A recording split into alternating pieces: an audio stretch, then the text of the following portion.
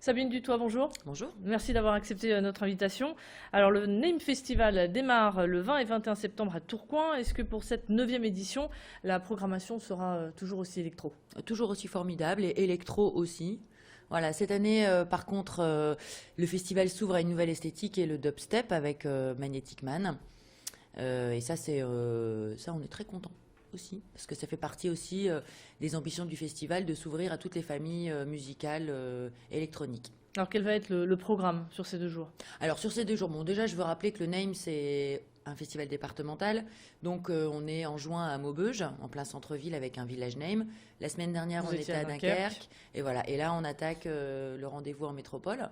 Donc la programmation, vous la voyez sur le site, elle est riche, variée, et on l'a fait avec tout notre cœur. Alors, on peut peut-être aussi également rappeler l'histoire qui lie ce festival à la Tossé, qui est le centre historique du peignage de laine. Oui. Pourquoi conserver ce lieu finalement? Pourquoi de retourner toujours À la là-bas? Tossé, c'est un lieu magique. C'est un lieu qui nous met aussi en lien avec notre histoire industrielle. Et ça, c'est important de faire le lien entre les générations. Et parce que aussi, c'est un site en plein boom, donc ce qu'on appelle dans le projet Zone de l'Union, géré par la SEM Ville Renouvelée, avec l'arrivée des entreprises. Ce qui fait que depuis 4 ans, parce que là, ce sera la 4e édition du festival sur ce site, on a de nouveaux voisins. Le CETI, donc dédié à la recherche sur les textiles innovants, la rédaction Voix du Nord, Nord Éclair, mais aussi la délégation, l'antenne régionale, pardon, de l'Institut du monde arabe. Enfin voilà, on a plein de nouveaux voisins et c'est plutôt vraiment bien. Alors, de l'électro à Tourcoing et puis à la gare Saint-Sauveur à Lille, et il y aura une ambiance un peu africaine. Exactement, donc à la gare Saint-Sauveur pour le Name by Day, donc la version jour du festival en gratuité, on invite 3 DJ de Dakar, de la fameuse partie en plein air qui s'appelle Cool Graoul. Et nous, on y est allé, on peut vous dire que ça tue, franchement. Voilà, donc ils arrivent et on les intègre dans un autre projet qui s'appelle Afrique 3D, qui est porté par Boulawan, un artiste d'ici, et l'association Ch'ti Teranga. Et l'idée de ce projet, c'est d'associer des projets artistiques entre des artistes de la côte ouest de l'Afrique et la côte est, un peu à la manière de l'histoire US du rap.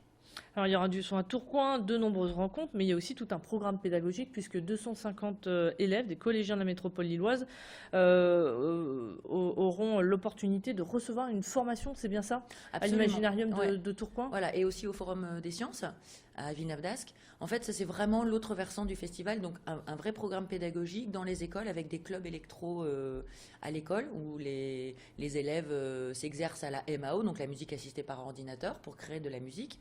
Et là, pour leur rentrée électro, on en accueille 250, donc de différents collèges. D'année en année, ça Ça augmente, augmente, hein, absolument. le nombre. Voilà. C'est-à-dire qu'on voit aussi leur regard épanoui quand ils sortent de 3 heures de formation sur ordinateur. Parce que bon, maintenant, on est sur des générations d'enfants qui ont le clic facile et qui ont une espèce de facilité à utiliser des logiciels de son. Et Donc ça va peut-être qu'un vite. jour, on les retrouvera sur scène également. Ah, ce serait formidable. Alors, au programme, est-ce qu'il y aura aussi des battles entre artistes? Alors on a un battle ou un back-to-back, on dit, entre, et là ça sera une première française, à la Tossé, entre Hudson Maoki et Rusty. Donc ça, on attend ça aussi avec impatience. Alors, cette année encore, y aura-t-il des aides au transport, hein, pour tous les fans d'électro? Il y en Oui, a eu l'année dernière. C'est un engagement qui est repris cette année? absolument. On met en place un service de navette gratuite, aller-retour toute la nuit, Au à départ, partir de la gare Saint-Sauveur jusque la Tossé. Alors, quels sont les conseils que vous donnez à tous ceux qui nous regardent pour passer une excellente soirée? Euh, de venir en forme, parce que ça ouvre quand même à 22 Dormir heures. avant? À dormir avant, une petite sieste, bien manger, parce qu'il faut tenir. Je tiens à dire qu'on amène une friterie avec des frites sublimes et délicieuses. Mais les frites du Nord sont toujours excellentes. Voilà, exactement. Donc voilà. Et puis voilà, ça ferme à 6 heures, donc il faut tenir le coup de peut-être aller regarder sur le site du festival, préparer sa soirée, c'est-à-dire choisir les artistes qu'on a envie de voir, parce qu'il y a 3 salles. Donc ça circule et puis faire son petit programme perso en fait avant d'arriver à la Tossé. Alors, des bons conseils, également donc des aides au niveau du transport, mais pour l'hébergement, est-ce que vous avez aussi quelques bons plans à donner? Oui, alors pour ceux qui viennent de plus loin, on a fait des partenariats avec par exemple Airbnb. Donc on peut louer des chambres pas chères chez l'habitant. Donc je vous invite à aller voir sur le site du festival et on a listé tous les bons plans hébergement en fait. Et votre coup de cœur, Sabine Dutoit, pour fermer cette édition? Moi je pense que j'ai un coup de cœur pour tous. J'ai une petite pensée pour nos artistes africains à la gare Saint-Sauveur. Je pense que le mix de tout ça, entre les artistes anglais, les Allemands, les Français, les Africains, ça va donner une belle édition.